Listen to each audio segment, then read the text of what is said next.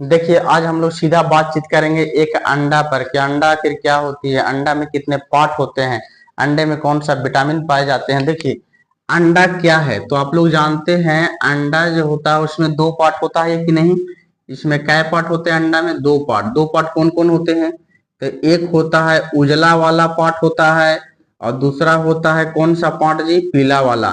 जो उजला पार्ट होता है उससे खाने से ज्यादा फायदा है, या तो पीला पार्ट होता है उसको खाने से ज्यादा फायदा होगा। किससे ज्यादा फायदा होगा, तो जो उजला वाला पार्ट होता है उससे क्या मिलता है जी, प्रोटीन।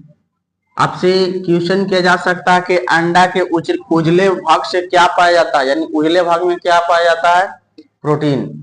अंडे के पीले भाग में क्या पाया जाता है, तो वसा। क्या पाया जाता है जी, वसा। इसमें तो कैसा होता है, तेल के जैसा होता है, यानी कि फैट जिसको हम लोग बोलते हैं। तो अंडा जो होता है, अंडा में दो पार्ट, एक होता है उजला और दूसरा होता है पीला। उजला में प्रोटीन और पीला में वसा।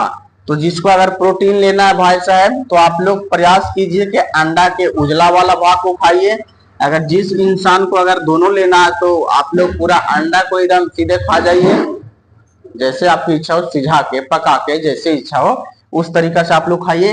ये होती है हमारे अंडा। उजला वाला भाग में प्रोटीन और पीला वाला भाग में वसा पाया जाता है। तो आपको जैसी इच्छा वैसे खाइए। अगर वसा खाते हैं तो आपके अंदर चर्बी क्या होगी, फैलेगी। आपका शरीर का जो बनावट हो क्या होगा, धीरे धीरे हेल्थ होते जाएंगे आप लोग।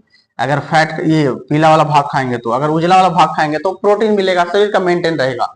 अगर दोनों खाते हैं तो उससे भी कोई नुकसान नहीं है। नॉर्मली हम लोग खाते हैं, हम लोग क्या खाते हैं, तो हम नॉर्मली खाते हैं।